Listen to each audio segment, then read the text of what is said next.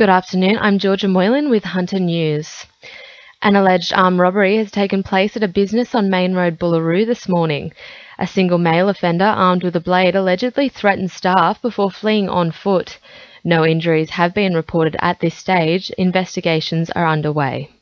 Lake Macquarie Local Area Command Detective Sergeant Matthew Hemsworth says police have been issued with a description of the alleged offender. The police are making appeal for any information who saw anyone acting suspicious in Main Road, Bullaroo. We understand that the single male offender fled on foot from the scene. He's described as wearing all black, including wearing a black balaclava. Port Stephens Labor candidate Kate Washington has promised to destroy a campaign flyer after complaints from a woman whose image was used in the brochure. The brochure features 8 photographs of Ms Washington, including one with Tea Gardens resident Anita Howarth and her baby daughter at Tea Gardens Hawks Nest Preschool, captioned with defamatory attacks on local politicians. Great Lakes Deputy Mayor Len Roberts says he wrote to Ms Washington demanding the flyers be withdrawn. Number one, she used a photo of Tea Gardens Preschool and a photo of one of the mums with a bub without that mum's permission and without Great Lakes Council's permission to be able to use that. Hunter workers are in for some good news following the latest ABS labour force figures, with the New South Wales unemployment rate remaining stable at 6.3%. New South Wales, according to the figures, is one of the best performing states, and with an $80 billion infrastructure pipeline is set to continue to do so, with employment continuing to grow from December 2013.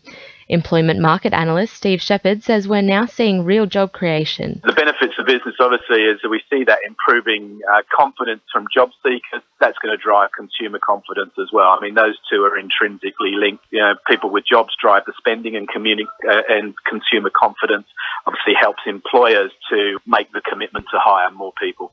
$125,000 of funding has been announced for electorates across the Hunter under the Commemoration of Anzac Centenary Grant Program.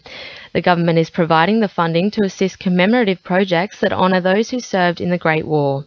Charlton MP Pat Conroy says he has 4 approved projects for his electorate. A commemoration day at Spears Point Park, a medallion that will be made for every school student in the area, a book called The Digger's View, which is colorised photos from the conflict, issued to every school library in the area, and an upgrade and renovation of the Walls End Anzac Memorial. Meanwhile, Newcastle RSL have been granted $5,000 in funding this morning to build an eternal flame for this year's Anzac Centenary celebrations on Nobby's Beach. Liberal candidate for Newcastle, Karen Howard, says she is proud to be able to contribute to Anzac Centenary services. About 6 months ago, Ken Fale, who's the president of the City of Newcastle RSL sub-branch, and I had a little chat about how government might be able to help. And I'm thrilled to announce today that we'll be funding the smallest second flame, which is designed to be used as part of the service of remembrance.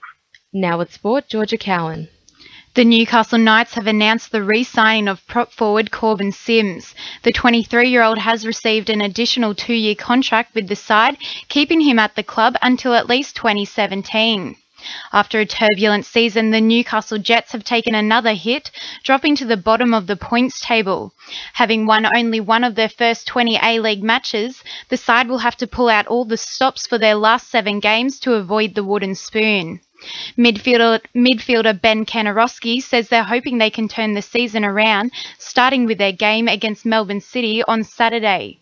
The Herald Women's Premier League gets underway this weekend, seeing a local derby between Wallsend and Wallsend South. The competition, kicking off tomorrow, welcomed 3 new teams this season, completing a roster of 8 sides. And Glenn McGrath will be replacing Graham Smith as the special guest for Newcastle District Cricket's De Courcy Club Finals lunch. That's sport. I'm Georgia Cowan. 2NURFM News Time is 12:10.